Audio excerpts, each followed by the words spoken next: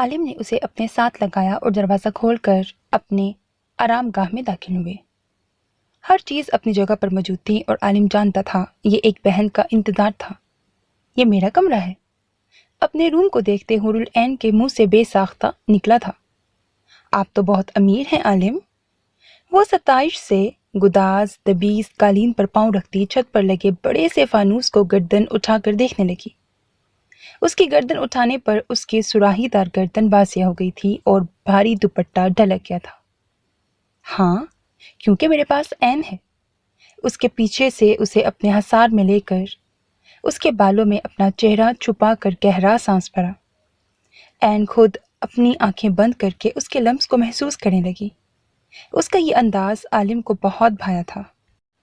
وہ خود چاہتا تھا اس کی قربت میں اس کی آنکھیں بند رہیں۔ جاؤ فریش ہو جاؤ۔ اس سے الگ ہوتے اس نے اس کے لیے ایک ڈریس نکالا اور پاس آ کر اسے تھمایا۔ راستہ کہاں ہے؟ وہ جھکی آنکھوں سے بولی۔ عالم نے لو دیتی نظروں سے اسے دیکھا۔ بہت خوب۔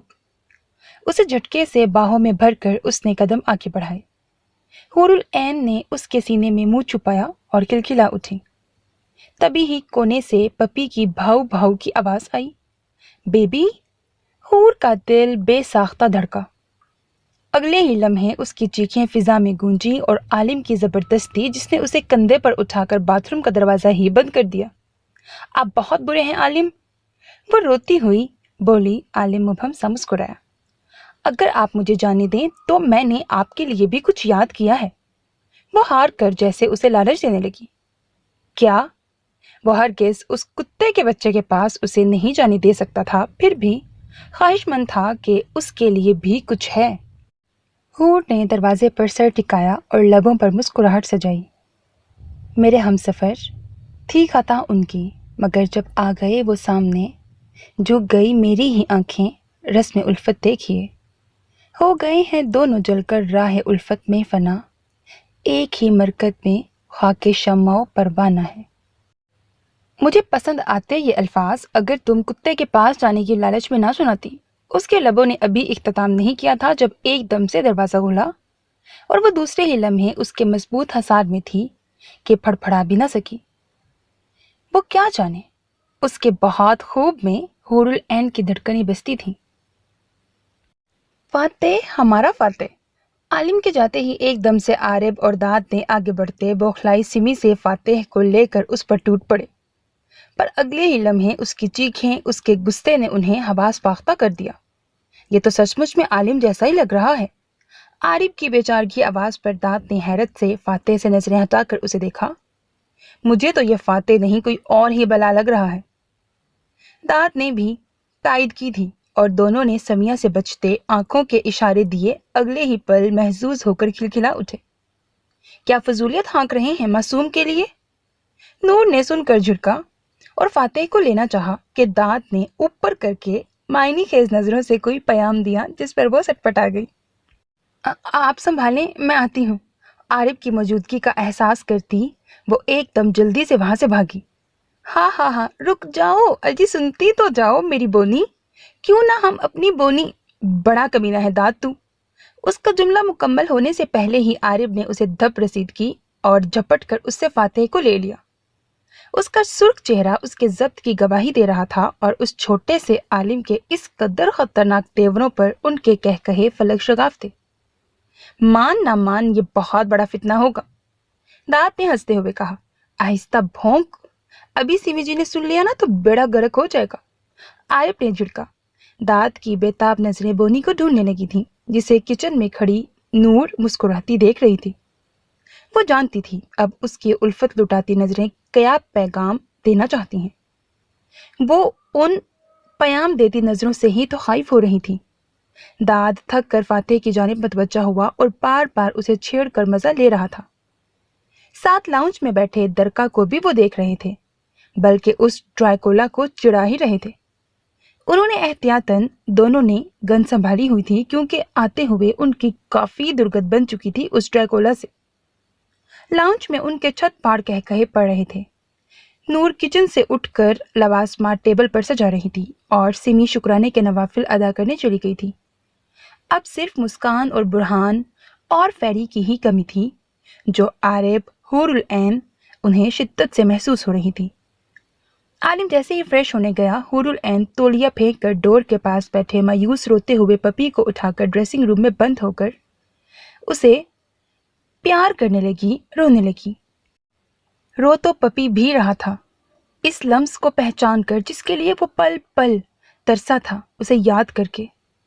تم اب فکر مت کرو، میں آ گئی ہوں نا، تمہاری بھی شادی کرا دوں گی تاکہ کل کلا ہم کہیں جائیں تو تمہارے ساتھ تمہاری فیملی تو ہو نا۔ وہ اس کے سفید دودھیا بالوں میں انگلیاں پھیرتی بھیگی آواز میں بولی، تم نے بال ڈرائی نہیں کیے این؟ اندر کیا کر رہی ہو؟ عالم کی سخت آواز پر اس کے اوسان خطا ہو گئے، پھر جانے کیا سوچ کر قدرے ریلیکس ہو گئی۔ آپ کر دینا پر ابھی نہیں۔ وہ کافی سکون سے اندر بیٹھی وہیں سے بولی، اگر تمہارے پاس وہ کتے کا بچہ ہوا تو اچھا نہیں ہوگا، باہر آؤ۔ وہ دروازے پر ہاتھ مار کر نیچی آواز میں گر جا، پہلے پرومس کریں، بیبی کی شادی کروائیں گے، وہ شرارت سے بولی، گود میں پپی لیے بیٹھی تھی۔ عالم گہرا سانس بھر کر خود کو پرسکون کرنے لگا۔ کیا تم اسے زندہ دیکھنا چاہتی ہو؟ وہ سرد لہجے میں گویا ہوا۔ میں جانتی ہوں آپ اسے کچھ نہیں کریں گے، اسی لیے مجھے ڈرائی نہیں، صاف صاف جواب دینا ڈارلنگ۔ وہ کہہ کر خود ہی اپنی زبان دانتوں میں دبائے جھیپی۔ اس کے ڈارلنگ کہنے پر عالم کے لبوں پر مسکراہٹ بکھر گئی۔ اچھا باہر آؤ، مجھے بتاؤ کیا چاہتی ہو؟ اس کا لہجہ بدلا اور نرم پڑ گیا۔ حور العین سمجھ کر سرخ پڑ گئی۔ اب تو ہرگز نہیں آؤں گی، اس نے ناک سکیڑ کر کہا ہی تھا جب اچانک کھٹکے کے ساتھ ہی دروازہ کھلا۔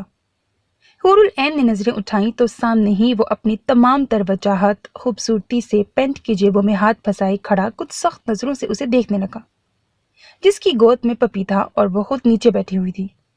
اس کے بھیگے بالوں سے نکلتی بوندیں اس کی گردن سے بہتی ڈریس میں جذب ہو رہی تھیں۔ بال بھیگے ہونے کے نتیجے سے اس کی گردن گالوں سے چپکے ہوئے تھے، جن سے کپڑے بھی بھیگ گئے تھے، اور وہ اپنے سراپے سے انجان بس اپنے پپی ہی میں کھوئی ہوئی تھی۔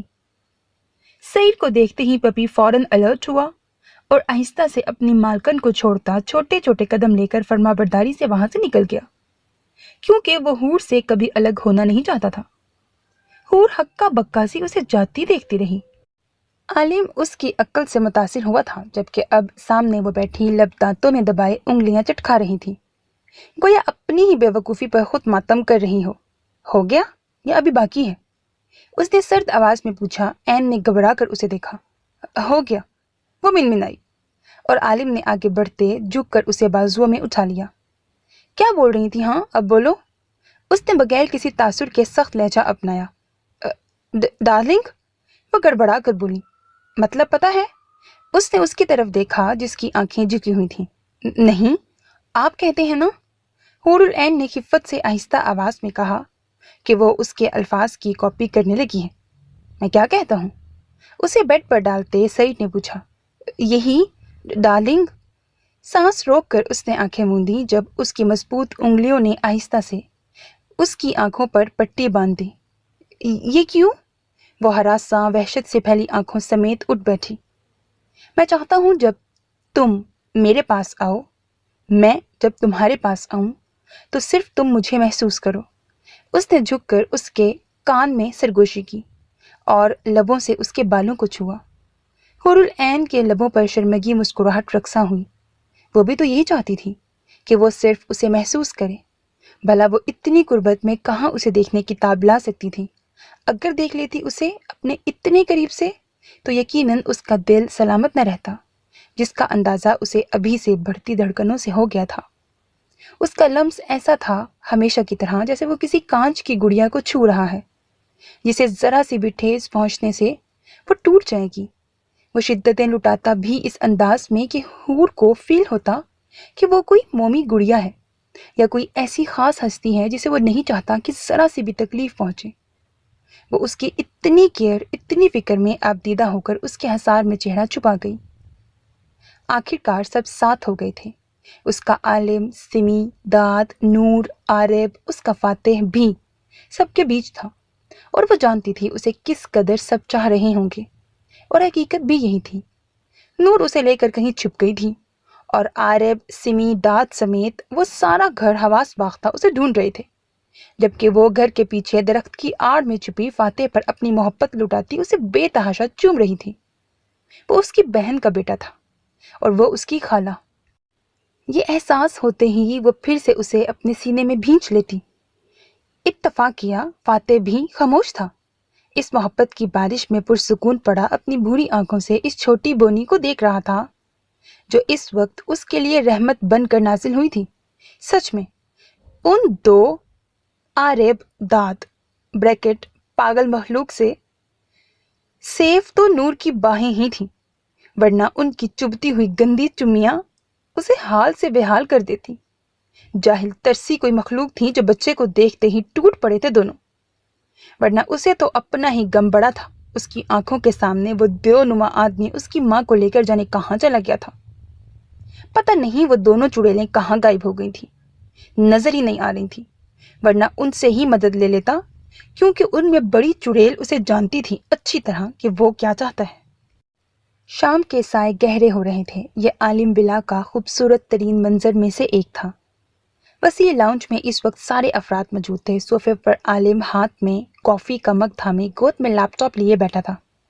وہیں اس کے دائیں بائیں نیچے آرام دہ پوزیشن میں داد اور عارف بیٹھے اسے لیپ ٹاپ پر کچھ بتا رہے تھے۔ آج انہوں نے ڈنر کی جلدی رٹ لگائی ہوئی تھی کیونکہ ماہوں سال بعد آج پھر سے سعید عالم نے اپنی رونق اس ویران سے کچن کو بخشی تھی، بلکہ ڈنر خود تیار کیا تھا۔ اس نے سمی کو بھی قریب نہیں آنے دیا کچن کے، کیونکہ اسے اکیلے سب کچھ بنانے کی عادت تھی۔ اس نے کبھی کسی سے مدد نہیں لی تھی اور سمی اپنے بھائی کی عادت سے واقف تھی۔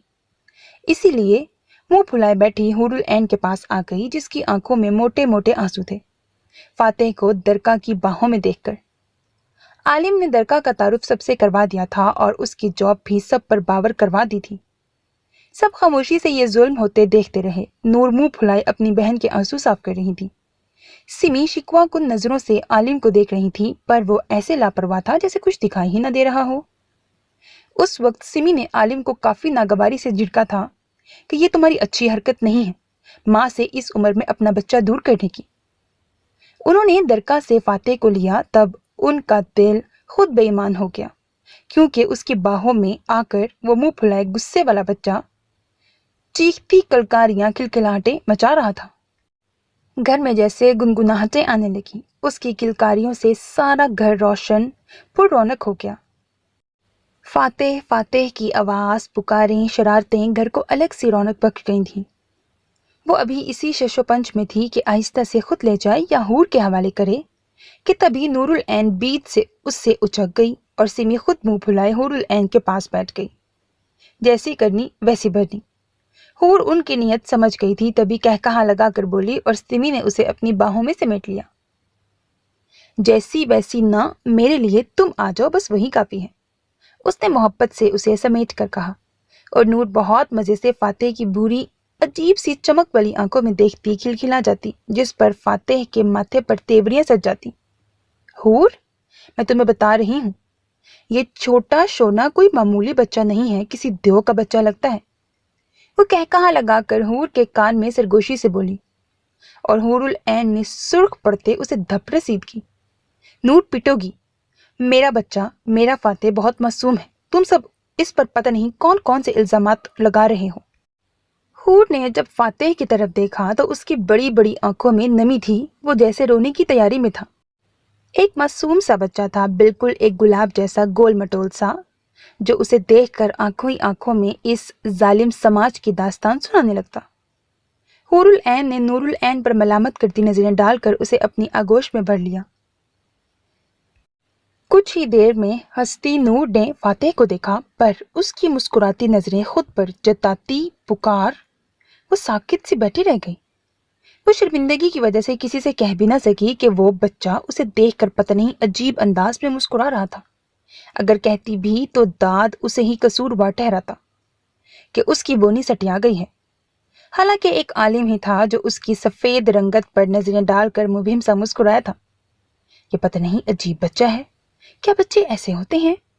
اس نے سر کھجاتے سوچا۔ وہ خود سے الجھتی وہاں سے ہٹی۔ پہلے کبھی ان کے بیچ اتنا چھوٹا بچہ آیا ہی نہیں تھا جو وہ اس فتنے کو سمجھتی۔ وہ تو عالم ولا اور الوی ہاؤس کا لاڈلا بن کر پیدا ہوا تھا۔ اپنی سوچ پر اس نے خود کو کوسا، بیوقوف ہوں میں، بچے بھی تو انسان ہیں نا، وہ ایسے ہی ہوتے ہیں۔ اس نے اگری کرتے فاتح کو دیکھا، خود اس کے مقابل صوفے پر بیٹھی اپنے فاتح پر محبت برسا رہی تھی حور۔ فاتح بھی اپنی ماں کی معصومیت سے کھلکھلا رہا تھا، جبکہ سامنے بیٹھی درکا کی سنجیدہ نظروں سے چڑ بھی رہی تھی۔ یہ چبھن تو فاتح کو بھی تھی، جس کی حور سے نظریں ہٹ کر اس پر کبھی کبھی بھٹک جاتی۔ وہ جانتا تھا اس کے باپ نے یہ بھینس نما عورت اس کی قید کے لیے ہی لائی ہے، پر بیٹا عالم کب تک؟ ایک دن تو وہ بھی بڑا ہو ہی جائے گا، اور اس کا یہ سائیکو باپ بڈھا۔ داد اور عارف کی جلدی جلدی کے رٹ پہ کھانا اسی رفتاری سے نور سمی نے ٹیبل پر سجایا، اور عالم کی موجودگی کے باعث خاموشی اور پرسکون ماحول میں پیٹ بھر کر کھانا کھایا گیا۔ کھانے کے بعد وہ سب لاؤنج میں جمع ہوئے اور چائے کافی کا دور چلا تو خواتین نے چائے کو سر فہرست ٹھہرایا، اور عالم، داد، عارف، درکا نے کافی کو، جو کہ داد کو گالیوں سے نوازتے عارف بنا لایا تھا، پر اس کا جی چاہ رہا تھا وہ سمی کے ہاتھ کی چائے کا کپ اٹھا لے۔ اس کی بھٹکتی تڑپتی نظریں انہی پر تھیں۔ جو داد دیکھتا اپنی مسکراہٹ چھپائے محظوظ ہو رہا تھا۔ اس وقت وہ سب وہیں جمع تھے جہاں ایک طرف عالم، داد، عارف بیٹھے تھے، ان کے مقابل سمی اور اس کی گود میں سر رکھے لیٹی حور العین، جو اسے مدینہ منورہ اور بیت اللہ کی مقدس جگہوں کی زیارتوں کے بارے میں بہت جوش و خروش سے بتا رہی تھی۔ اس کی آنکھوں میں واضح عکس تھا بیت اللہ شریف، جنہیں سمی نے باری باری اس کی آنکھیں چوم لی۔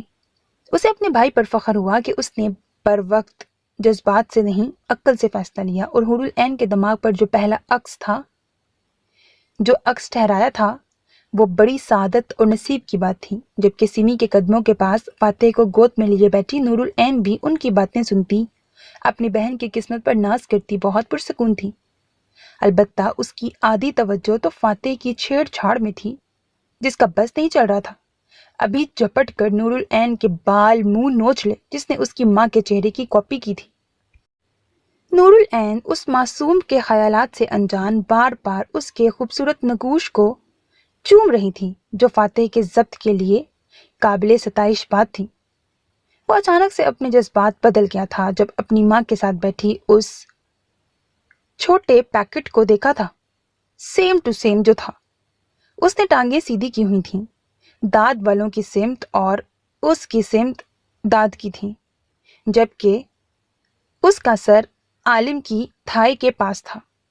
اس کی نظریں تو ساری لیپ ٹاپ پر چلتے منظر پر تھیں، پر دل و دماغ نور کے پاؤں کی چھوٹی چھوٹی گلابی انگلیوں پر ہی الجھا ہوا تھا۔ اس کے پاؤں کے تلوے اس کی جذبات میں شوخی بڑھا رہے تھے، رگِ ظرافت بھڑک رہی تھی۔ اس نے سر کھجاتے انگلی ایک اسکرین پر چلتے نقاب پوش پر رکھی، جس کی جانب عالم کو متوجہ کیا تھا، حالانکہ وہ اس کی جانب ہی متوجہ تھا۔ موقع دیکھتے ہی داد نے اپنے پاؤں کا انگوٹھا نور کے تلوے پر پھیرا۔ آہ! دفعتاً اس کی زوردار چیخ گونجی کہ سب حیران پریشان نور کو دیکھنے لگے۔ کیا ہوا نور؟ سمی نے اس کے سر پر ہاتھ پھیرتے پوچھا۔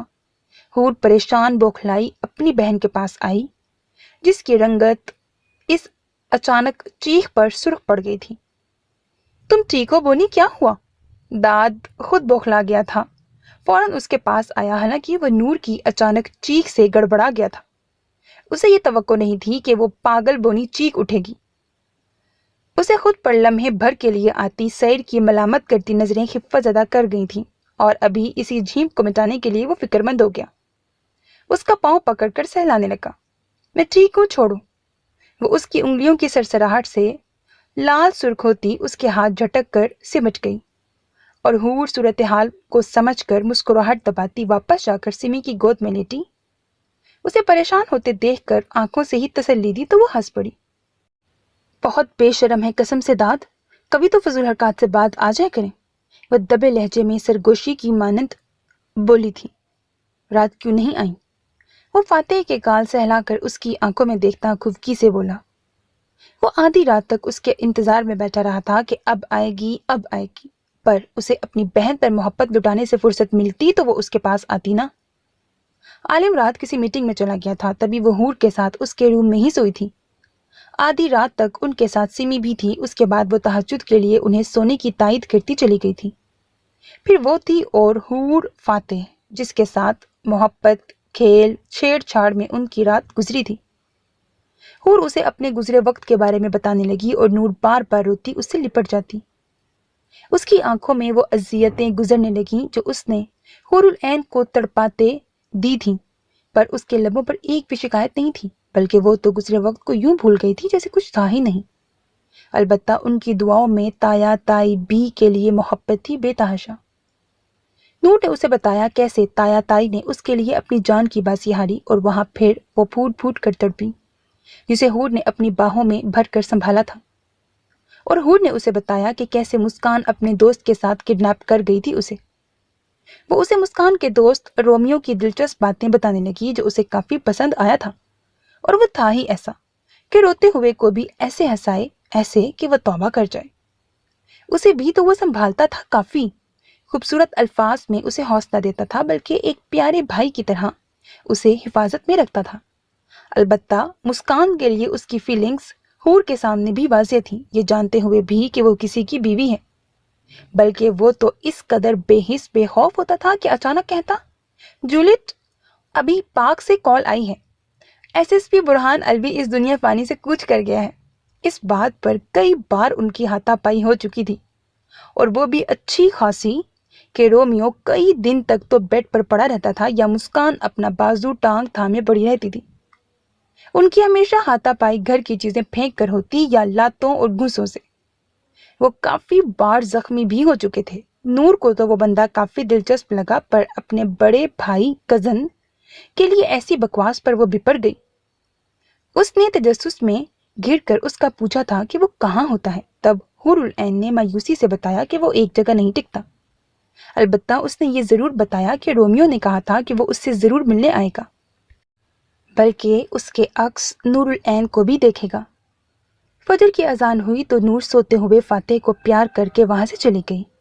रूम में आई तो दाद गहरी नींद सोया हुआ था। वो भी नमाज अदा करके उसके पास ही सो गई। मैं तो आज रात भी हूर के पास ही जाऊंगी, नूर ने मुंह बनाते हुए कहा। दिमाग खराब है तुम्हारा, टांगे तोड़ दूंगा अगर 10 से पहले रूम में नहीं आई तो। दांत पीस कर उसने घूरते खूनख्वार लहजे में धमकी दी। पीछे देख के बातें करें, वो मेरा भाई बैठा है पीछे, अगर मेरी टांगों को हाथ भी लगाया ना तो वो तुम्हारे हाथ जमीन पर नहीं फेंकेगा। बड़े मान से उसने आलिम को देखकर दांत को जताया था। दांत तो धक से रह गया और होंकों की तरह उस बोनी का मुंह देखने लगा, गोया वो अपने दांत को आलिम की धमकियां दे रही थी। बेटा आ जा, यहाँ बड़ी होगी सरगोशियां। आरिफ ने शर्म दिलानी चाहिए, जो सबकी मौजूदगी में नूर के साथ खुसर पुसर लगा कर बैठा था। आ रहा हूं, तुझे तो बड़ी मिर्चें लग रही है ना, वो जल कर बुरे मूड के साथ कहता उसके पास आया। आलिम ने इस फिक्रे पर घूरा, वो सटपटा गया और नूर लाल सुर्ख सी लब दांतों में दबाकर चेहरा फाते पर झुका गई। उसे रह रह कर अपने बेबाक सरताज पर गुस्सा आ रहा था, जिससे एक रात भी अपनी बीवी से दूरी बर्दाश्त नहीं होती थी। फिजा में एकदम ही हुरुल ऐन की खिलखिलाहट और सिमी की दबी दबी मुस्कुराहट फैली। सबने चौंक कर उसे देखा। दाद उसके हंसने की वजह खुद को पाकर खुद भी हंस पड़ा। मेरे काम का क्या हुआ? खुद तो कमीने मौजे मार रहा है, शर्म नहीं आती अपने दोस्त की वीरान हालत पर? उसी टाइम उसके मोबाइल स्क्रीन पर लानत मलामत करता आरिफ का मैसेज आया। तड़प क्यों रहा है, तेरा काम हो गया है।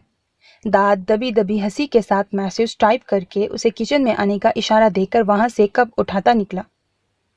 मैं 2 मिनट में आता हूँ ऑफिस में। आलिम को उठते देखकर आरिफ ने जल्दी से कहा। वो कहता ऑफिस की सिम पड़ गया। आरिफ ने बेबसी से समिया को देखा, जिसने उसे बुरी तरह कल से इग्नोर किया हुआ था, कि उसके दिल पर जैसे खंजर बरस रहे थे। वो जानता था उसने गलत किया, पर उसने बुरा तो नहीं किया। वो बेबस था उसके आगे। बहरहाल आखिरी फैसला उसका और उसके भाई का ही होना था। ये सच था कि अगर जान जाए तब भी वो सिमी से दस्तबरदार नहीं होता। वो जाते हुए गुनगुनाने लगा। सिमी का चेहरा उसकी गंभीर आवाज पर झुक गया और हूर चौंक कर कभी सिमी के बदलते चेहरे के रंगों को देखती तो कभी जाते हुए आरिफ की चौड़ी पुश्त को। ये एक धमाके से छोटी बात नहीं थी। پھر بھی وہ خود کو سنبھال گئی کیونکہ اس نے اب تو خود کو سنبھالنا سیکھ لیا تھا۔ اس کی زندگی خود دھماکے سے کم تھوڑی تھی۔ ویسے آپ بھی، عارف کتنا پیارا ہے نا، اس کی شہد رنگ آنکھیں، اور وہ شرارت سے جب انہیں چھوٹی کر کے دیکھتا ہے نا، ہاں ہاں ہاں۔ شگوفہ چھوڑ کر اس نے لب دانتوں میں دبایا اور سمی کے چہرے کو بغور دیکھا، جس نے ایسے ریاکٹ کیا تھا جیسے اس کی بات سنی ہی نہ ہو، پر اس کی حیا سے بدلتی رنگت حور العین کی نظروں سے چھپی نہیں رہ سکی تھی۔ میری پیاری آپی، اس نے کھلکھلاتے اس کے گرد باہیں پھیلائیں۔ باز آ جاؤ شہزادی، کوئی پیارا نہیں دماغ سے آ رہی ہے پورا۔ اس نے حور کے سر پر چپت رسید کرتے مصنوعی غصے سے کہا، حالانکہ عارف کے آہ بھرنے پر اس کا چہرہ سرخ تمتما اٹھا تھا۔ اوئے ہوئے، بہت جانتی ہیں ہاں؟ اس کے اس طرح کہنے پر حور نے آنکھیں پٹ پٹائیں اور اس کی اس حرکت پر سمی سٹ پٹا گئی۔ بہت بدتمیز ہو گئی ہو، وہ ضد ہو کر بس یہی کہہ سکی۔ بس آپ کے بھائی کی کرم نوازی ہے، وہ آہ بھر کر بولی اور سمی کی آنکھیں دکھانے پر نور کے ساتھ خود بھی کہا لگا اٹھی۔ ٹھیک ہے، میں اس سے پوچھتی ہوں کہ کیوں اسے بدتمیز بنایا ہے۔ وہ اس کا سر اٹھا کر خود دوپٹہ ٹھیک کرتی فل فور اٹھی۔ اگر یہاں سے نہ جاتی تو ضرور آج یہ جو دو شریر بہنیں آنکھوں سے اشارے دے رہی تھی نا، اس کا برا حال کر دیتی۔ استغفر اللہ سمی آپی۔ فوراً بوکھلا کر حور العین نے ایک دم صوفہ چھوڑا اور سمی سے لپٹی۔ اس کا دل سینے کے اندر ڈول کر رہ گیا۔ کتنا ڈرتی ہو تم بھائی سے، حالانکہ وہ کتنے سویٹ ہیں۔ نور اس کی رنگت پر فاتح کو اس کے حوالے کر کے وہاں سے نکلی۔ آپی، وہ مسکینی صورت بنائے بولی۔ سمی کو اس پر ٹوٹ کر پیار آیا تھا۔ مذاق کیا تھا میری جان، جاؤ اسے فیڈ کراؤ۔ اس کا ماتھا چوم کر وہ جھک کر بھوک سے کسمساتے فاتح کے ماتھے پر بوسہ دیتی وہاں سے نکلی، اور حور العین نے شکرانے بھرا گہرا سانس بھرا۔ آج تو بچ گئے میرے فاتح عالم، اگلی دفعہ۔ وہ فاتح سے مخاطب ہوتی خود ہی اپنی بات پر کھلکھلائی اور اندر روم کی سمت بڑھ گئی۔ کیا بنا میرے کام کا؟ کچن میں آتے ہی عارف نے اسے جھپٹ کر پوچھا۔ عزت سے مخاطب کر، اور یہ کون سا طریقہ ہے مدد مانگنے کا؟ داد نے طوطے کی طرح آنکھیں بھیری۔ بھاڑ میں بھیج تیری عزت کو، اس پل میرے مستقبل کا سوچ جلدی بتا۔ اس بابا نے دیا تعویذ، اور کیا کہا، عالم مان جائے گا نا؟ وہ چٹک کر بولتا، پھر ایک دم مسکین بنا۔ اگر میری عزت بھاڑ میں جائے تو ساتھ تجھ پر لعنت اور تیرا مستقبل جائے بھاڑ میں، اس کے ساتھ تو بھی ہٹ راستے سے کمینے۔ وہ مصنوعی پھاڑ کھانے والے انداز میں ایک دم بپھر گیا اور عارف بوکھلا گیا۔ اسے لگا اپنے پاؤں پر کلہاڑی ماری ہے۔ اس میں اس کا ہی کام تھا، وہ بھی اہم، کہ اس کے لیے جان دے سکتا تھا۔ اس پل تو وہ خود پر ضبط کرتا یہ سوچ کر رہ گیا کہ ایک بار رخصتی ہونے دے، پھر اسے بھی دیکھ لے گا۔ یاد رہے گا یہ دور حیات ہم کو، کیا خوب ترسے ہیں ایک شخص کے لیے، ان کو پانے کی چاہ میں ریت بن گئے ہیں۔ وہ سرد آہ بھر کر گنگنایا۔ داد اس کی مجنونانہ انداز پر کہا لگا اٹھا، گویا گوڈے گوڈے اس کی محبت میں ڈوب چکا تھا۔ مت ستایا کر ہمیں، ہم پہلے سے ستائے ہوئے ہیں۔ خد و خال کی دچکیاں اڑا دیتا ہے۔ ہائے، یہ ہجر مذاق تھوڑی ہے۔ توڑ پھوڑ کر کے شاعریاں بناتا اسے التجائیہ منت بھری نظروں سے وہ دیکھ رہا تھا۔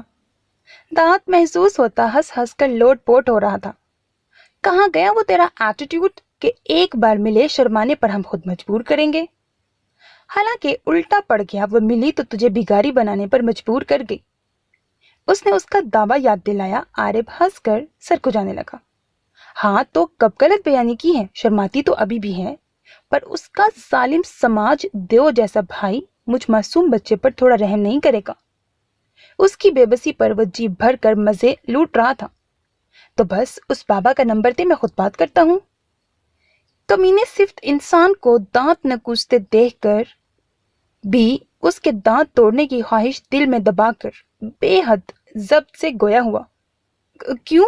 داد ایک دم بوکھلا گیا، جس کا اپنی ٹینشن میں عارف نے نوٹ نہیں کیا تھا۔ کیا مطلب کیوں؟ وہاں ایئرپورٹ پر کیا بھونک رہا تھا، اور ابھی کچھ دیر پہلے لاؤنج میں جو بے بس بچے کے سامنے حرکات کر رہا تھا۔ دل کیا منہ پکڑ کر بھابھی کے تلوے پر لٹا دوں، बिपर कर उसके कमीनेपन को भी सामने रख गया। तवक्को के ऐन मुताबिक दाद उसकी हालत का अंदाजा लगाता छत पार कहाँ लगा उठा। अच्छा चल अब बकवास छोड़, ये पकड़। उसने उसका हाथ पकड़कर उसकी हथेली पर मोटा सा तावीज रखा। आरिफ जिंदगी में पहली बार ये तावीज को देख रहा था, इसीलिए उलझकर पूछा, ये क्या बला है?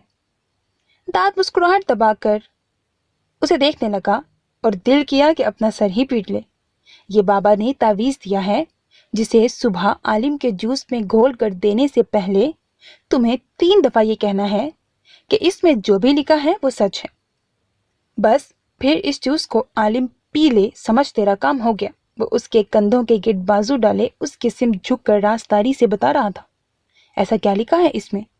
आरिफ ने मशकूक होते तावीज से धागा उतारना चाहा। दाद ने गड़बड़ाकर उसके हाथ से झपटा। ओ तू पागल है, अगर देख लेगा तो फिर ये असर नहीं करेगा। उसके गुस्से भरे सख्त रवैये पर आरिफ काम बिगड़ता देखकर संभला। नहीं ऐसी बात नहीं, मतलब मेरा तवीज़ वाला पहला एक्सपीरियंस है ना, तो यार मुझे खाक समझ आएगी। वो बेचारगी से गोया हुआ। दाद को उसकी मस्कीन शक्ल पर टूट कर प्यार आया। तो मेरे यारा, ये दाऊद आलिफ किस लिए है? क्या ये अपने दोस्त की जरा सी मदद नहीं कर सकेगा? वो सदाकत वरी से बोला। आरिफ ने अपने दोस्त को शुक्राना नजरों से देखकर गले लगाया। अल्लाह के बाद बस तेरा ही तो साथ है इस वक्त। अल्लाह सबको तेरे जैसा यार दे। बहुत खुश हूं मैं जब मुझे तेरे जैसा यार मिला।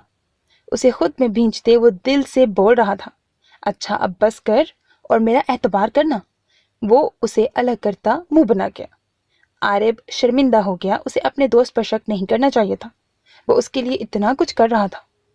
सॉरी यार, बस मैं बहुत टेंस था ना।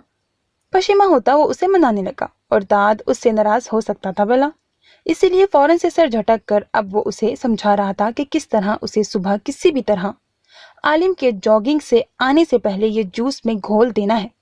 अगर पकड़ा गया तो वो आलिम से पकड़े जाने के हर खदशे से छुटकारा चाहता था। तभी उसे देखकर फिक्रमंदी से बोला, अगर इतना ही डर है तो मुझे सिखा देना इस कारनामे से पहले, बल्कि मैं खुद आ जाऊंगा। नवाजिश। आरिफ मशकूर हुआ। वो सरशार एक बार फिर उसका शुक्रिया अदा करता उसे गले लगा चुका था और दांत ने मोहब्बत से उसकी पुश्त थपथपाई।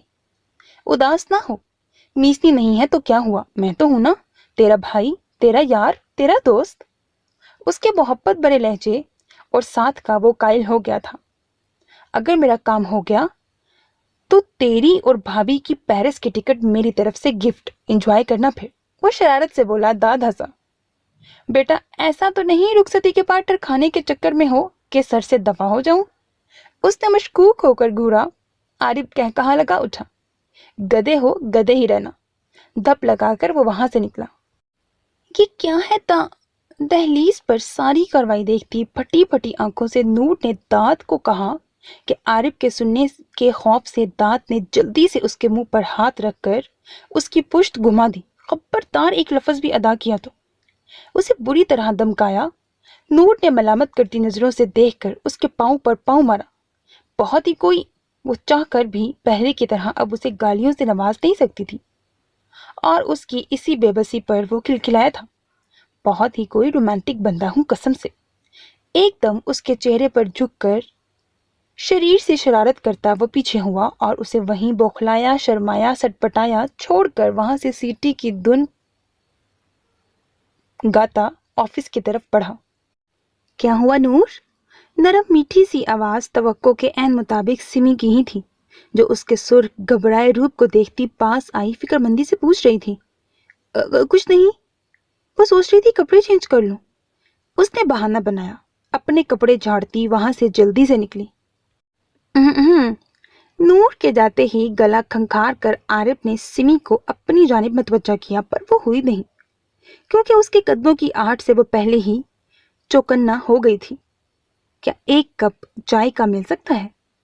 बेबसी ही बेबसी थी लहजे में, जिसे महसूस करके वो लब भींच गई।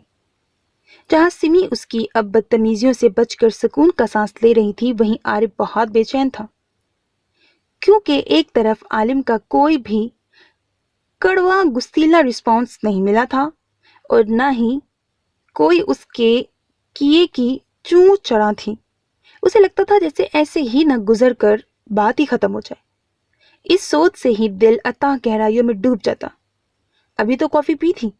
سمی نے حیرت سے مڑ کر اسے دیکھا۔ پہلے تو ایسا نہیں کرتا تھا، بلکہ ایک ہی وقت کی اس سے چائے لیتا تھا بس۔ اس نے زخمی نگاہوں سے اسے دیکھا جن میں سرخی آہستہ سے تہ جما رہی تھی۔ مطلب کہ اب وہ چائے دینا چھوڑ رہی ہے۔ اس نے دکھ سے سوچا، عجیب تقاضے ہیں چاہتوں کے، بڑی کٹھن یہ مسافتیں ہیں۔ میں جس کی راہوں میں بچھ گیا ہوں اسی کو مجھ سے شکایتیں ہیں۔ شکایتیں سب بجا ہیں، لیکن میں کیسے اس کو یقین دلاؤں جو مجھ کو جاں سے عزیز تر ہے؟ اسے بھلاؤں تو مر نہ جاؤں۔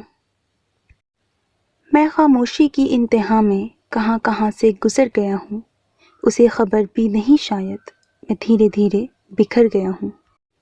گمبھیر لہجے میں اس نے اس کے کانوں میں کہا۔ سمی اپنا سرخ چہرہ لیے موڑ گئی، رخ موڑ گئی، اور عارف اس کی نظریں چرانے پر جیسے پور پور زخم ہوا۔ تم لاؤنج میں بیٹھو، لا رہی ہوں۔ گہرا سانس بھر کر وہ بولی، اور عارف کو جانے کیوں سراسر اپنی توہین لگی، جیسے جان چھڑوا رہی ہو۔ نو تھینکس، سرد تلخ لہجے میں کہتے وہ جھٹکے سے ملازمہ سے بریف کیس کوٹ جھپٹ کر وہاں سے نکلا۔ آری؟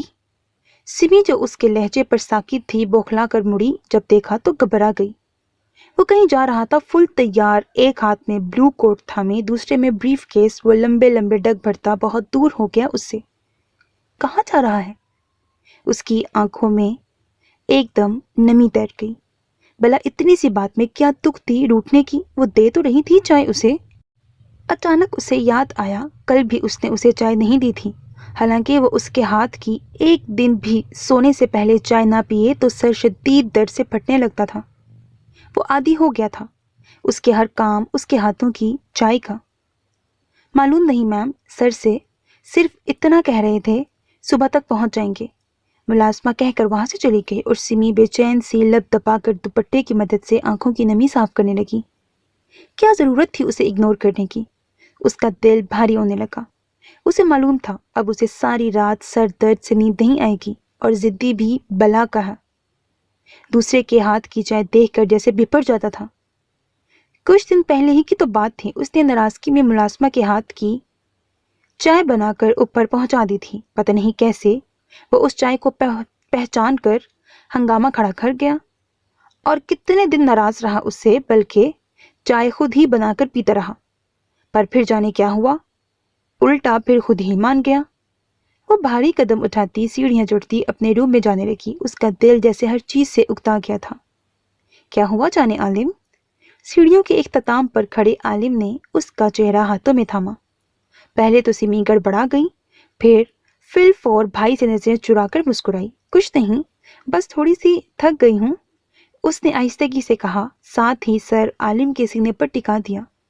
اس کا دل چاہ رہا تھا اپنے بھائی سے پوچھے کہ وہ کہاں گیا ہے، یوں اچانک اتنی جلدی میں کہ اس کے پلٹ کر پکارنے کا ہمیشہ منتظر رہا تھا، آج منہ پھیر کر انسلی کرتا نکل گیا تھا۔ پر وہ چاہ کر بھی پوچھ نہ پائی، بھلا کس لحاظ سے پوچھتی، کیوں پوچھتی؟ اس نے جو کیا تھا اگر عالم جان لیتا تو کیا نہ کرتا اس کے ساتھ۔ میں آرام کرنا چاہتی ہوں، تم بھی اب آرام کرو، جب سے آئے ہو کام سے چپکے ہوئے ہو۔ وہ سوچ کر ہال گئی اور بغیر اس کی جانب دیکھے کہہ کر اپنے روم کی طرف بڑھ گئی۔ اسے جیسے عالم کی گہری نگاہیں اپنی پشت پر محسوس ہونے لگی۔ وہ لب کچلتی رہ گئی اس بے دردی سے کہ اس کے منہ میں خون کا ذائقہ گھل گیا۔ میں نے عارف کو بھیجا ہے اسلام آباد، وہ کچھ دیر کی فلائٹ سے روانہ ہو جائے گا اور صبح تک آ جائے گا۔ موبائل کان سے لگائے وہ دوسری جانب موجود ہستی سے کہتا اپنے دھمکدار قدموں سے سیڑھیاں اتر گیا، پر یہ الفاظ سمی کے کانوں میں اتار گیا۔ سمیہ کے آگے بڑھتے قدم ساکت ہو گئے۔ اسے لگا جیسے عالم نے اسے سنانے کے لیے بتایا ہو۔ اس کا دل دھک دھک کر رہا تھا، ہاتھ پاؤں بری طرح کانپنے لگے تھے۔ خوف و ہراس سے اس نے ایک دم آگے بڑھتے ریلنگ سے جھک کر نیچے دیکھا، اور یہ دیکھ کر اس کا دل سکون کا سانس لینے لگا کہ وہ اب بھی کسی سے محو گفتگو تھا، ورنہ اسے لگا اگر آج اس کے بھائی جان گیا تو بھائی کا مان کو توڑنے پر وہ ریزہ ریزہ ہو جائے گی۔ یا اللہ، میں ہمیشہ آپ کی شکر گزار رہوں گی۔ گہرے سانس بھر کر خود کو پرسکون کر کے وہ آگے بڑھی۔ کاش وہ مجھ سے محبت کا خواہاں نہ ہوتا۔ وہ الگ منزل کی مسافر تھی، کیوں وہ راہوں میں یوں آ کر بکھرا تھا اس کے کہ نہ دھتکار سکتی تھی نہ ہی تھام۔ اس نے آنکھیں چھت سے ہٹا کر اسے دیکھا، چہرے پر دنیا جہان کی معصومیت سجائے، اپنے گال کے نیچے ایک ہاتھ کی ہتھیلی ٹکائے، آرزوں پر جھکی سجدہ ریز گھنی سایہ فگن پلکیں، گلابی لبوں پر مدھم سی مسکراہٹ۔ وہ اپنی تمام تر خوبصورتی مدہوش سراپے کے ساتھ اس کی پناہوں، اس کے تنگ حصار میں بازو پر سر رکھے گہری نیند میں تھی۔ عالم جھک کر ماتھا چومتے اس کے چہرے پر بکھرے بالوں کی لٹوں کو ہٹانے لگا۔ بیڈ کے ساتھ ہی سونے کے ایک بڑے اور جدید ماہرت سے بنے خوبصورت پالنے میں اس کا شہزادہ فاتح عالم سو رہا تھا، جسے جھلاتے جھلاتے جب وہ سو گیا تو آ کر اس کے حصار میں وہ چھپ کر سوئی تھی۔ یہ پالنا عالم ہرگز یہاں برداشت نہ کرتا اگر وہ اسے محبت کے انوکھے انداز سے نہ مناتی۔ اس نے وعدہ کیا تھا، اس سے اس کی محبتوں میں کمی نہیں آئے گی بلکہ اور بھی شدت آ جائے گی۔ عالم نے بھی سخت سرد آواز میں وارن کیا تھا کہ اگر اس کی محبت یا توجہ بھٹکی تو وہ خود اس فتنے کو نکال کر باہر ملازمین میں پھینک دے گا، اور یہ اس کی دھمکی بہت اثر رکھتی تھی کہ اس کے روم میں آتے ہی حور العین کی بوکھلائی بوکھلائی سی ساری توجہ اس پر ہی ہوتی تھی۔ عالم مبہم سا مسکرا کر اس کے چہرے کو دیکھا اور جھک کر اس کے ناک پر اپنے لب رکھ دیے۔ وہاں سے لب ہٹا کر وہ اس کی گہری نیند میں چلتی سانسیں سننے، خود پر محسوس کرنے لگا۔ تمہاری اداؤں سے زیادہ مجھے تمہاری ان سانسوں کا رقص مبہوت کرتا ہے۔ اگر کبھی من ہو مائل کرنے کا تو ان سانسوں کو ذرا قریب لانا، عالم خود مہربان ہو جائے گا تم پر، سرگوشیانہ انداز میں کہتے آہستہ سے اس کی کمر میں بازو ڈال کر اسے اپنا پاس کیا۔ وہ اس کی مدھم سی سانسیں اور سعید کی آنکھ کی مانند جلساتی سانسوں سے الجھیں، تب وہ کسمسائی۔ ہاں، یہ حور العین اس سے اعتراف کر چکی تھی کہ اس کی قربت جان لیوا ہے۔ وہ اس کی دہکتی آغوش میں آ کر ریزہ ریزہ ہونے لگتی تھی، جسے سعید کافی مشکل سے سمیٹتا تھا۔ سونے دے عالم، اس کی گردن میں بازو ڈال کر وہ اس کے مزید قریب ہوتی، شانے پر سر ٹکائے ذرا سی مسکرائی اور پھر سے گہری نیند میں چلی گئی۔ سو جاؤ این عالم۔ ماتھے پر بوسہ دے کر اس نے اس کا سر تکیے پر ڈالا اور کمفرٹر درست کرتے وہ نائٹ سوٹ پر گاؤن پہن کر ڈوریاں کستے ہوئے روم سے باہر نکلا۔ داد نچلے پورشن میں اپنے روم میں سیٹ تھا اور سمی کا پہلے سے ہی اوپر روم تھا جو کہ عالم نے خود اپنے ہاتھوں سے سجایا تھا۔ موبائل پر 2 منٹ پہلے کی شو ہوتی لوکیشن پر اس کا شکار تیار بیٹھا تھا اور اب اسے وہیں پہنچنا تھا۔ ایک نظر گھر پر ڈال کر وہ آفس کا ڈور دھکیل کر آیا اور سسٹم ایکٹیو کرتے اس نے اپنے شکار کو دیکھا۔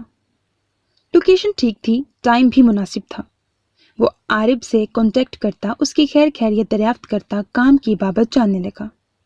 وہ گیا تو 1 دن کے لیے تھا، پر اسے کوئی کام مزید پڑ گئے تھے جنہیں سمیٹتے اسے آج وہاں 3را دن تھا۔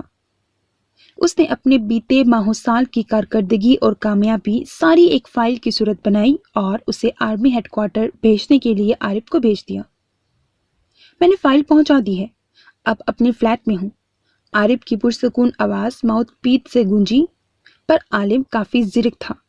اسے دھوکہ دینا کیا عارب جیسے بندے کا کام تھا، جبکہ اسے دنیا کے بڑے سے بڑے حیوان نہیں ہرا سکے۔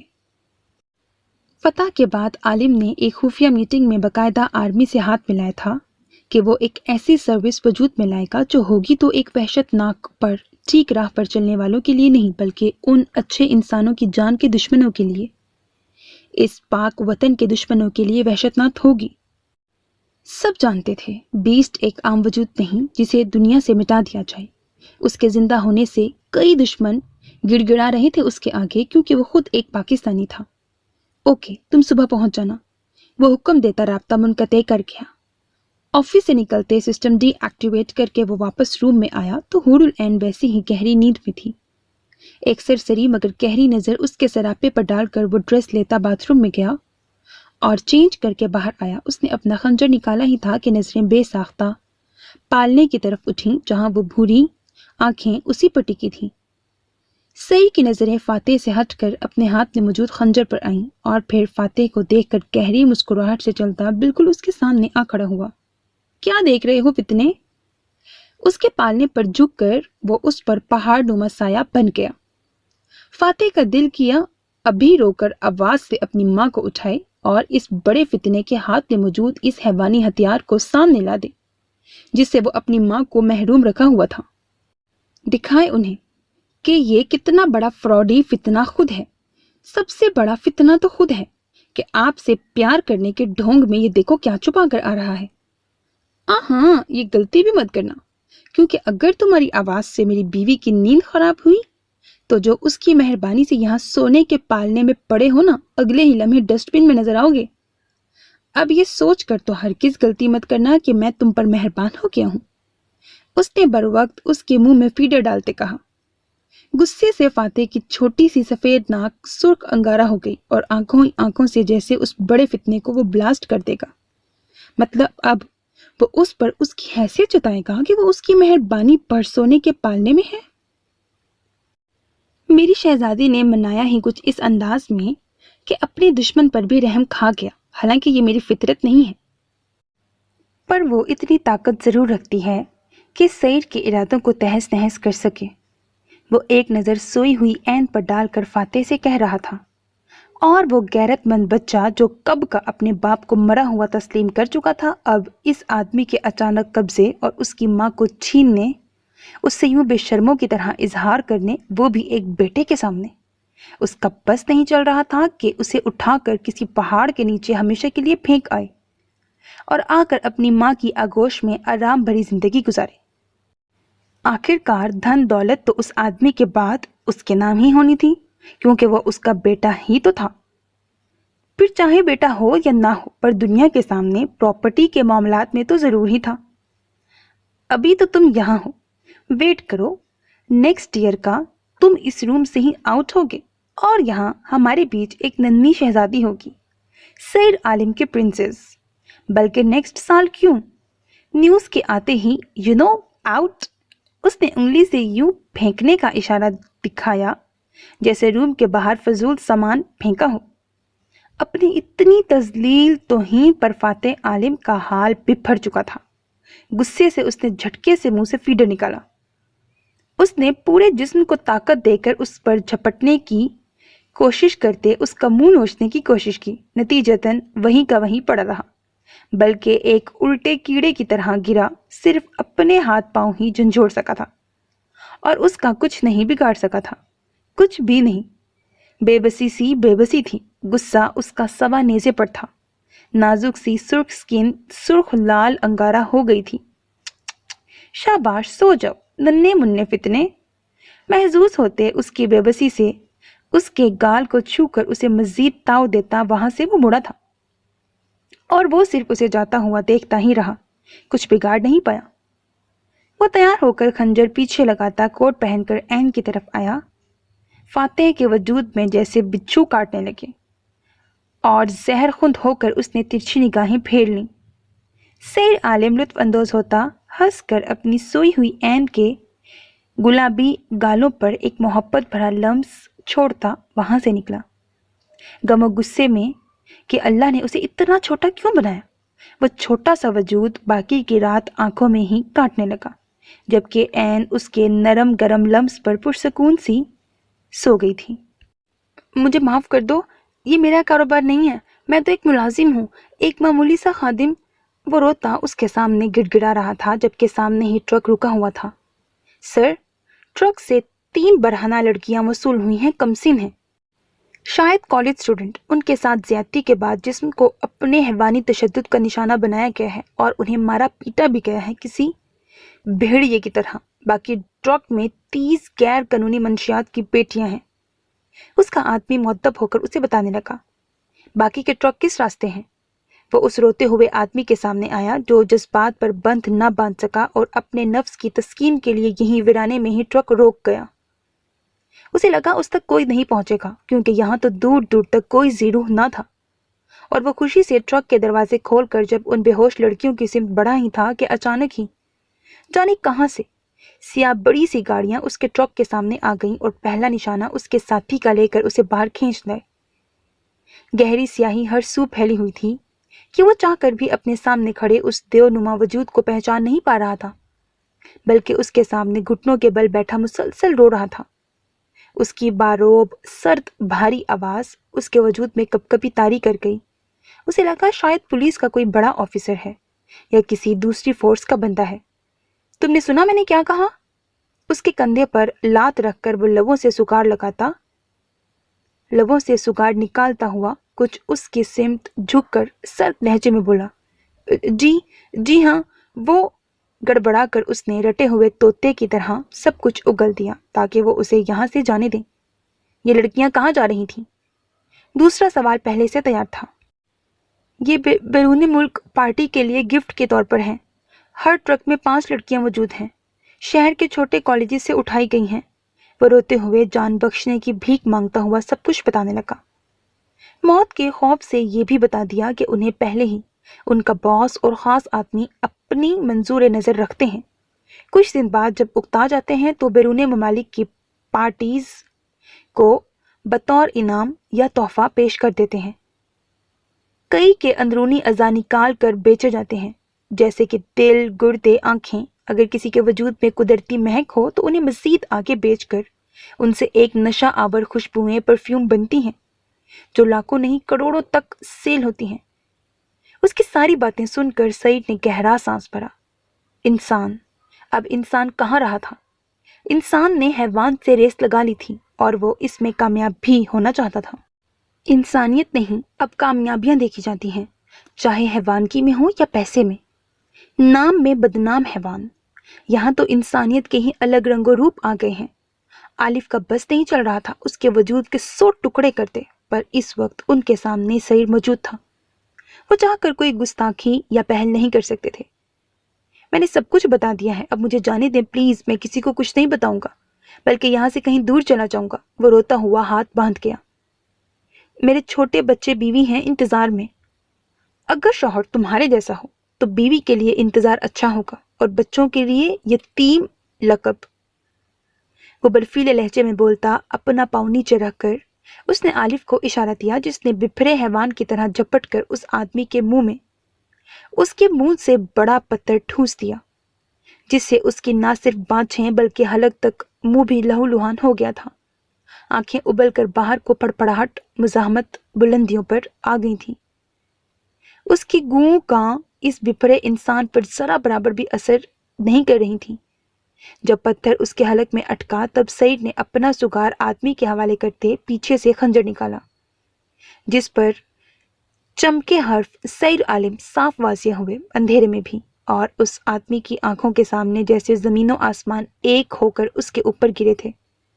उसके मुंह की बाँछें पत्थर की वजह से चिरती जा रही थीं और दर्द से उसका दिलो दिमाग सुन्न हो गया था। वो चीखना चाहता था कि सईद, हाँ, बीस्ट वापस आ गया है। हाँ बिल्कुल बीस्ट। आलिफ ने चमकती आंखों से उसकी हरकत से महसूस होते सरगोशी में उसके कान में सीसा उंडेला।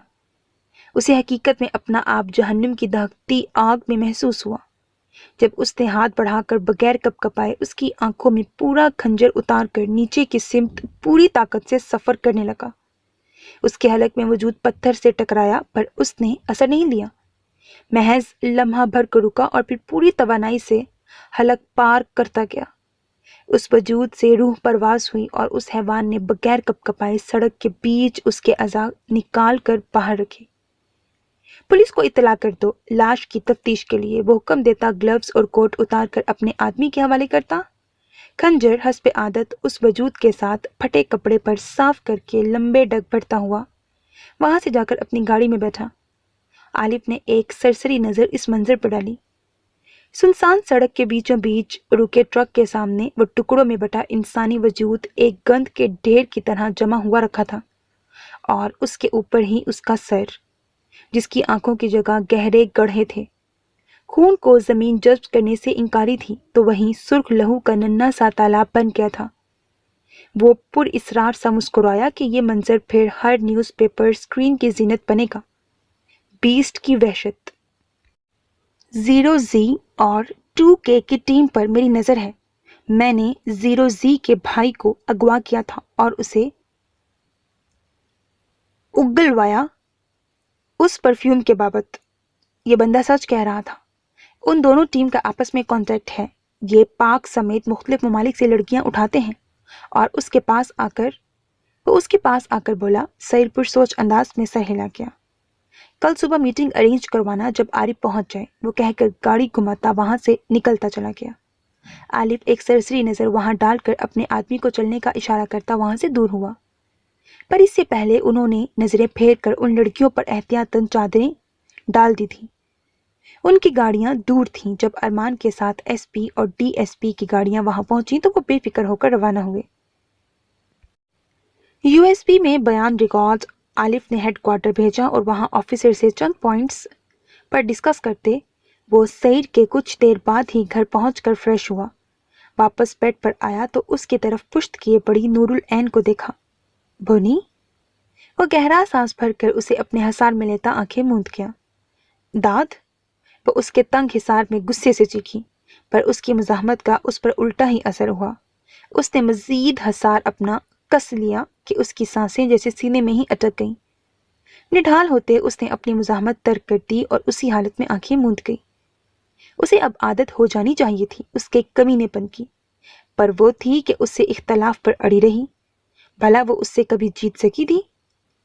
میری بونی، وہ محبت نیند کے خمار میں بڑبڑایا۔ نور کا دل چاہا اس کے بال نوچ لے، پر اس وقت اس کا خود نیند سے برا حال تھا۔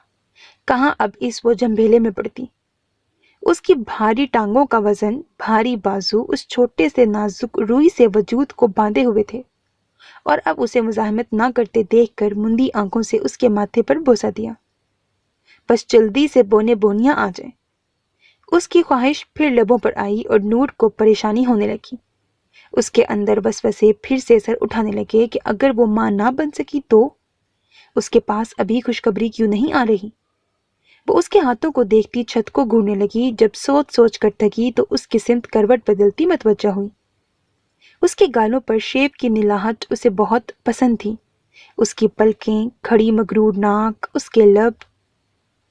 نور نے مسکراتے انگلی اس کے لبوں پر رکھی۔ وہ سو رہا تھا تو اس کی ہمتیں بڑھی تھیں اور انگلیوں کے پور اس کے لبوں پر گھماتی، اس کے گال پر نلاہٹ محسوس کرتی، جھک کر ماتھے پر بوسہ دیتی، اس کے شانے پر سر ٹکا کر سکون سے آنکھیں موند گئی۔ داد نے مسکراتے اسے دیکھا اور محبت سے سمیٹا۔ وہ تھی ہی ایسی، اظہار کرنے سے ڈرتی اور غصے سے جھپٹنے کے لیے ہمیشہ تیار رہتی۔ اسی لیے تو اسے اس کی بونی پسند تھی کہ وہ اس سے لڑ کر اس کے اندر زندگی کو جگائے رکھتی تھی، اسے سکون دیتی تھی، محبت دیتی تھی بغیر جتائے۔ اس نے زور زبردستی سے اسے حاصل نہیں کیا تھا بلکہ اللہ سے مانگا تھا، اور اس کا نصیب اسے مل گیا تھا اس چھوٹی بونی کے وجود کی صورت میں، اس خوبصورت دل رکھنے والی بونی کی صورت میں۔ وہ تو بس یہی سوچتا تھا کہ یہ اتنی چھوٹی کیوٹ ہے تو اس کے بچے کیسے ہوں گے۔ ظاہر ہے بونی کے بچے بونے ہی ہوں گے۔ اس کے دماغی تصور میں چھوٹی چھوٹی سرخ گلابی لڑکیاں لڑکے بھاگتے کھیلتے نظر آئے۔ ہاں ہاں ہاں، وہ سوتے ہوئے بھی کہا لگا گیا کہ گنودگی میں جاتی ہوئی نور اچھل کر ہراساں ہوتے اسے دیکھنے لگی۔ داد؟ اس کے گال کو چھو کر دھک دھک کرتے دل کے ساتھ اس نے پکارا، پر وہ گہری نیند میں تھا۔ کیا نیند میں کہہ لگا رہا ہے؟ اس کی پریشانی حد سے سوا تھی۔ وہ عجیب کشمکش میں گڑی، پھر سے سونے کی کوشش کرنے لگی اور داد پلکوں کی اوٹ سے اس کی بوکھلائی حالت پر دوسرا کہا دبائے اب سونے لگا تھا۔ وہ گھر لوٹا اور اپنا خنجر آفس میں موجود الماری کے دراز میں سنبھال کر رکھے اسے لاک کر کے باہر آیا اور سیڑھیاں چڑھتے روم میں جانے لگا ہی تھا کہ بے خیالی میں اس کی نظریں سمی کے روم کی طرف اٹھیں۔ وہ چونکا، روم کی لائٹ روشن دیکھ کر۔ کیا وہ اس وقت جاگ رہی ہے؟ جانے سے پہلے بھی اس کا روم ایسے ہی روشن تھا، اور اب جب وہ 3 گھنٹوں بعد لوٹا تھا تب بھی اس نے احتیاطاً اپنے اوپر نگاہ ڈالی۔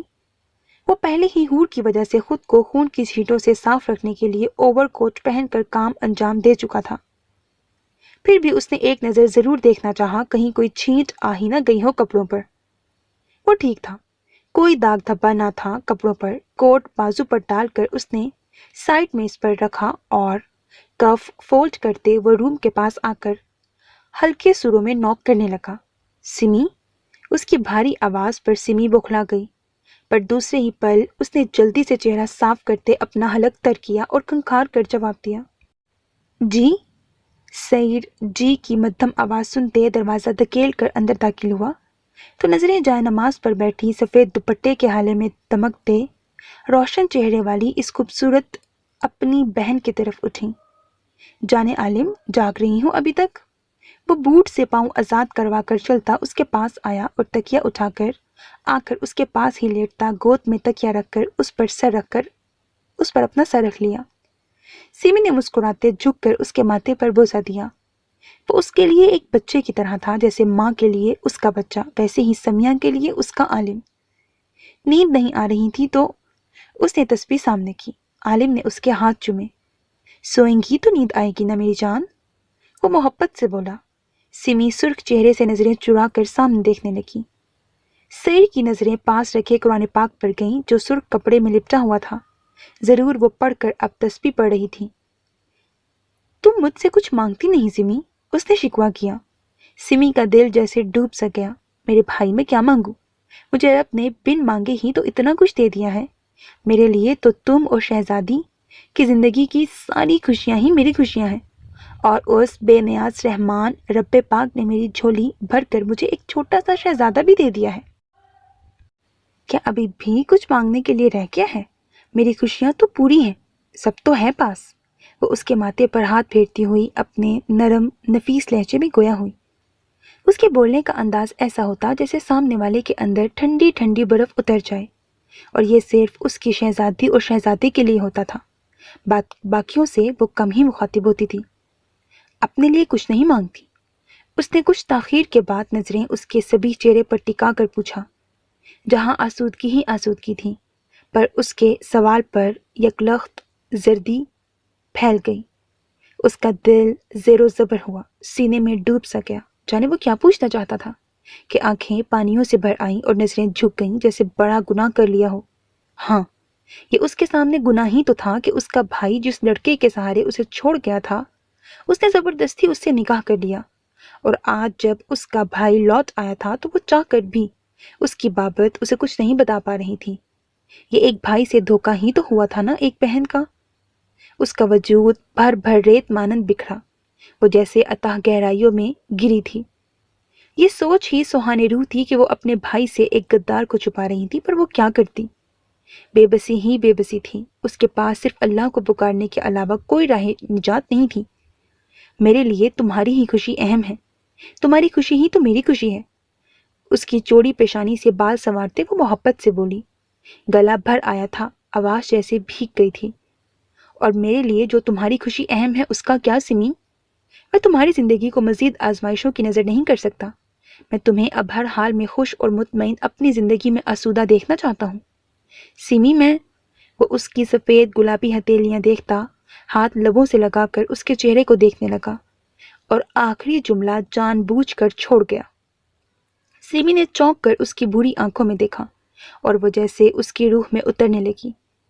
बैक वक्त वो घबराई। जाओ सो जाओ, इतनी देर क्यों जाग रहे हो? शहजादी अकेली है, जाओ।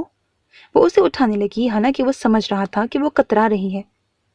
वो नहीं उठा, वैसा ही पड़ा रहा कि सिमी ने थक कर उसे देखा। जवाब दे, वो काफी सपाट होकर बोला। वो जानती थी कितना जिद्दी है, हरगिज नहीं मानेगा, इसीलिए उसे हिम्मत हारनी पड़ी। फिर तुम खुश रहो, तुम्हारी बहन खुश है बहुत। उसके गाल पर हाथ रखते उसने कहा, और आजमाइश की बात तुम खूब कर रहे हो। क्या तुम्हें मालूम नहीं, जिंदगी एक आजमाइश होती है? तुमने सूरह कहफ में वाजिया पढ़ा होगा कि जिंदगी एक आजमाइश है। वो उसे समझाने लगी। आलिम उसके साथ जैसे यहीं सारी जिंदगी गुजारने के लिए इरादा बांध आया था। नहीं, आप बताएं, फिर मैं आपसे कुछ पूछता हूँ, वो उसे देखता बोला। सिमी चौंकी। वो पूछने के लिए पहले कतई किसी की राय नहीं लेता था, फिर आज ऐसा क्या था? बहरहाल वो उसकी फरमाइश पर लब्बैक कहती उसके माथे का बोसा लिया। कहफ के मायने गार के हैं। इस सूरत में गार वालों का किस्सा बताया गया है। इसी मुनासबत से इस सूरत का नाम सूरह कहफ रखा गया है। واضح رہے اس صورت میں سب سے پہلے یہی بتایا گیا ہے کہ دنیاوی زندگی ایک آزمائش ہے، وہ بتانے لگی تھی، اور سعید کا بال بال ہمہ تن گوش ہو گیا تھا۔ وہ اپنی سماعتوں، اپنے حواس، احساسات اس کے سمت متوجہ ہوا، جیسے دنیا سے غافل ہو کر۔ سمی اس کے احساسات سے دو چار کیفیت سے آگاہ تھی، تبھی اس کے گال پر ہاتھ پھیرنے لگی۔ تمہیں یاد ہے سمی، اماں نے ایسے ہی ہمیں یہ صورت پہلے بھی سنائی تھی۔ انہوں نے کہا تھا کہ کبھی شکوہ مت کرنا، کیونکہ ہم سے پہلے بھی بہت سے لوگ آزمائش سے گزر چکے ہیں، جن کا سورہ کہف میں واضح ذکر ہے، اور آزمائش اللہ اپنے پیارے بندوں سے لیتا ہے۔ وہ آنکھوں سے اس کے نورانی چہرے کو دیکھتا ہوا بولا، لہجے میں بیتی زندگی کی کرچیاں تھیں۔ ہاں، انہیں یاد تھا جب وہ چھوٹے تھے اور تہجد کے لیے اٹھ کر وہ تہجد ادا کر کے بھاگ کر اپنی ماں کے پاس پہنچے تھے۔ تب سعید نے شکوہ کر دیا تھا، اماں، محلے میں سب اچھا اچھا کھاتے ہیں، ان کے ابا اتنے اچھے پیارے ہوتے ہیں، ہمارے ساتھ ایسا کیوں؟ ہم پر اتنی آزمائشیں کیوں؟ آپ نے کہا اللہ پاک کے ہم لاڈلے ہیں، پھر ہم اماں بھوکے کیوں سوتے ہیں؟ اچھے کپڑے دوسرے بچوں کی طرح کیوں نہیں پہنتے؟ اچھا اچھا کیوں نہیں کھاتے؟ یہ محض عالم کے نہیں، اس کی بہن کے بھی سوالات ہوتے تھے۔ وہ دونوں غمگین ہو کر سوچتے، پھر اپنی ماں کے پاس پہنچ جاتے۔ وہ تب چھوٹے تھے، بالکل نہ سمجھ، پر جب ان کی ماں نے انہیں بتایا کہ تہجد کے وقت اللہ بالکل اپنے پیارے بندے کے پاس آ جاتا ہے اور اس کے عشق کو خود عشق سے جواب دیتا ہے۔ عشق تو محبت کا سب سے بلند درجہ ہے، اور جب محبت میں درجہ عشق پر فائز ہو جائے تو ہر طرف محبوب ہی محبوب ہوتا ہے۔ تہجد اللہ سے عشق کی علامت ہے، اور عشق ہر انسان کو نصیب نہیں ہوتا۔ اس درجے کو پہنچنے کے لیے اپنا آپ مارنا پڑتا ہے، خاک ہونا پڑتا ہے، سونے کو کندن ہونا پڑتا ہے، تب جا کر ملتی ہیں ایسی خوبصورت ملاقاتیں۔ تہجد تو عشق کی نماز ہے، نصیب ہار جاتا ہے تہجد کی نمازوں کے سامنے۔ انہوں نے مزید دونوں کو بتایا کہ تہجد اللہ پاک کی لاڈلی عبادت ہے، تو سوچو اس کے پڑھنے والا اللہ پاک کا کتنا لاڈلا ہوگا۔ تب سے انہوں نے کہا تھا کہ کیا ہوا ابا کے لاڈلے نہیں، پر وہ اپنے اللہ کے لاڈلے تو ہو سکتے ہیں نا، وہ اپنے اللہ سے عشق کریں گے۔ اور پھر دونوں نے تہجد پڑھنا شروع کی تھی، اللہ کے قریب ہونے، اس کے لاڈلے بننے کے لیے۔ وہ سب سے کہتے تھے کہ کیا ہوا اگر ان کے ابا انہیں نہیں پسند کرتے، وہ ان کے لاڈلے نہیں، وہ اللہ پاک کے لاڈلے ہیں۔ اور پھر ہم عمر بچے انہیں حالات کے طنز مارتے کہ اگر اللہ کے لاڈلے ہو پھر اللہ نے تم لوگوں کا یہ حال کیوں رکھا ہے۔ تب دل برداشتہ ہو کر اپنی ماں سے ان آزمائشوں کا شکوہ کیا تھا۔ ہم نے زمین کی چیزوں کو اس زمین کے لیے باعث رونق بنایا تاکہ ہم لوگوں کی آزمائش کریں کہ ان میں سب سے اچھے عمل کون کرتا ہے۔ القرآن۔ وہ کہنا شروع ہوئی، اس کے بالوں میں انگلیاں پھیرتے ہوئے، اور وہ بڑے غور سے اسے سننے لگا، جیسے تپتی ریت سے ایک قدم قد آور چھاؤں دار درخت تلے آ گیا ہو۔ سورہ کہف میں 4 قصوں اور آزمائشوں کا ذکر کیا گیا ہے۔ ان ہر ایک قصے میں ان آزمائش سے حفاظت اور بچاؤ کا طریقہ موجود ہے جو ہر کسی کو پیش آتی ہیں، اور تقریباً سورت کے درمیان میں ابلیس شیطان کا ذکر کیا گیا ہے جو انسان کا کھلا دشمن ہے اور راہ راست سے بھٹکاتا ہے۔ نمبر 1، غار والوں کا قصہ۔ نمبر 2، 2 آدمی اور 2 باغ والوں کا قصہ۔ نمبر 3، موسیٰ اور خضر علیہ السلام کا قصہ۔ نمبر 4، ذوالقرنین کا قصہ۔ اس صورت میں سب سے پہلے دین و ایمان میں پیش آنے والی آزمائش کا ذکر ہے۔ غار والوں کے قصے سے ہمیں یہ نصیحت ملتی ہے کہ انسان اپنے دین و ایمان کے بارے میں فتنے اور آزمائش میں ڈالا جا سکتا ہے، پر اس سے بچنے کا طریقہ یہی ہے کہ انسان ہر حال میں اللہ کی رسی مضبوطی سے تھامے رہے۔ دین و ایمان کی آزمائش سے بچنے کا ایک اور طریقہ اللہ نے بتایا کہ انسان نیک لوگوں کی صحبت اختیار کرے تاکہ غفلت نسیان کی صورت میں وہ اس کی تنبیہ کریں، یاد دہانی کی صورت میں وہ اس کی مدد کریں، اور راستے بھٹکنے کی صورت میں وہ اسے راہ راست پر لائیں۔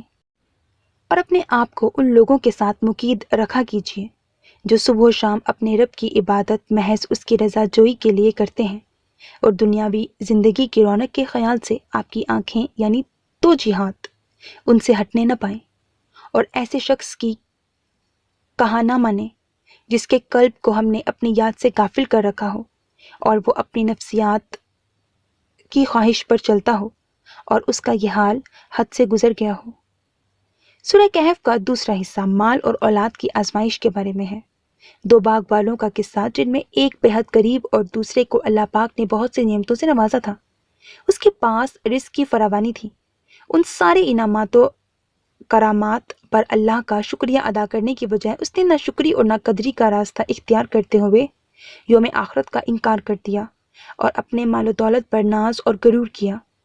چنانچہ مال و دولت اس فخر اور مباحات کی پاداش اور لوگوں کے سامنے غرور و تکبر کرنے کے نتیجے میں اللہ تعالیٰ نے اس کے باغوں کو تباہ و برباد کر دیا اور اسے لوگوں کے لیے سامان عبرت بنایا۔ مال اور اولاد تو دنیا کی زندگی کی زینت ہیں، اور نیکیاں جو باقی رہنے والی ہیں وہ ثواب کے لحاظ سے تمہارے پروردگار کے ہاں بدرجہ بہتر اور امید کے لحاظ سے بھی بہت بہترین ہیں۔ تیسرے قصے میں علم کی آزمائش کا ذکر ہے۔ جب موسیٰ علیہ السلام سے بنی اسرائیل نے پوچھا، سب سے بڑا عالم کون ہے؟ تو موسیٰ علیہ السلام نے جواب دیا، میں ہوں۔ تو اللہ پاک نے ان کی سرزنش کی، کیونکہ جواب میں انہوں نے یہ نہیں کہا اللہ ہی سب سے بہتر جاننے والا ہے۔ چنانچہ اللہ پاک نے انہیں بتایا، ہمارا ایک بندہ خضر ہے جو دو دریاؤں کے سنگم پر رہتا ہے، اس کے پاس جو علم ہے وہ تمہارے پاس نہیں۔ لہٰذا علم کی آزمائش سے محفوظ رہنے کا طریقہ یہ ہے کہ انسان کے لیے واضح و خاکساری اختیار کرے اور ہمیشہ اللہ کے اس فرمان کو یاد رکھے، اور تمہیں بہت ہی کم علم دیا گیا ہے۔ چوتھے قصے میں بادشاہت و سلطنت اور جاہ و منصب کے فتنے کا ذکر ہے۔ ایک نیک بندے ذوالقرنین کا قصہ بیان کیا ہے، جس کے پاس مشرق سے لے کر مغرب تک کی حکمرانی اور اسباب و وسائل کی فراوانی تھی، مگر اس بندے نے زمین پر فساد کی بجائے اصلاح کا کام کیا اور غرور و تکبر کرنے کی بجائے تواضع و خاکساری کا راستہ اختیار کیا۔ اور ایک قوم کے لوگوں نے جب ان سے شکایت کی کہ یاجوج ماجوج زمین پر فساد پھیلا رہے ہیں، اسی لیے آپ ہمارے اور ان کے درمیان ایک بند تعمیر کر دیجیے تاکہ ہم لوگ یاجوج ماجوج کے فتنے اور فساد سے محفوظ رہیں۔ اور آپ نے بلا اجرت وہ دیوار تعمیر کر دی اور یاجوج ماجوج قید ہو گئے۔ اسی طرح تا قیامت قید رہیں گے، یہاں تک کہ اللہ تعالیٰ انہیں نکلنے کی اجازت نہ دے۔ اس صورت کے آخر میں اللہ پاک فرماتے ہیں، تو جو شخص اپنے پروردگار سے ملنے کی امید رکھے، اسے چاہیے کہ نیک عمل کرے اور اپنے پروردگار کی عبادت میں کسی کو شریک نہ بنائے۔ آیت نمبر 110۔ مختصراً دنیا کی آزمائش اور فتنوں سے بچنے کے لیے اللہ پاک کی رسی مضبوطی سے تھامے رکھیں اور یاد رکھیں کہ یہ دنیا متاع قلیل ہے اور آزمائش اللہ کے پیاروں سے ہی ہوتی ہے۔ یہ یاد رکھنا میرے شہزادے کہ تمہاری بہن ان آزمائش سے کبھی کمزور نہیں پڑے گی۔ اسے اپنے مالک، اپنے رحمان الرحیم پر یقین کامل ہے کہ وہ اپنے بندوں کو کبھی اکیلا نہیں کرتا، نہ ہی اس کے جو حقیقی بندے ہیں اس کی رسی کو چھوڑتے ہیں۔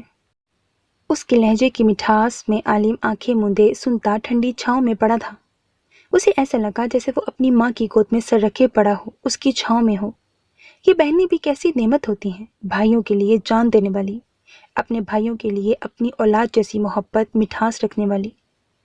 سمی، پہلے غار کے قصے میں فتنے اور فساد سے بچنے کا جو طریقہ بیان کیا گیا ہے، اگر اس وقت کوئی اس بچاؤ کے طریقے کو اپنانا چاہتا ہو تو اسے کیا کرنا چاہیے؟ یا وہ نیک وجود اسے اپنی صحبت میں رکھے گا یا دھتکار دے گا؟ کافی سوچ بچار کے بعد اس نے الفاظ کا چناؤ کیا۔ اس کے گھنے بالوں میں انگلیاں گھماتی سیمی نے کچھ ٹھٹک کر اسے دیکھا، پر اس کی آنکھیں بند تھیں اور چہرہ بے تاثر، جس سے وہ کوئی مطلب یا پس معنی اخذ نہ کر پائی۔ بہرکیف اس کے سوال کا جواب دینا اس پر فرض تھا۔ وہ دین و ایمان کی بات تھی جسے وہ نظر انداز نہیں کر سکتی تھی۔ کیوں دھتکار دے گا شہزادے؟ اللہ پاک کے نیک بندے کبھی اس کے پیارے بندوں کو نہیں دھتکارتے، بلکہ انہیں راہ راست پر لانے کی جدوجہد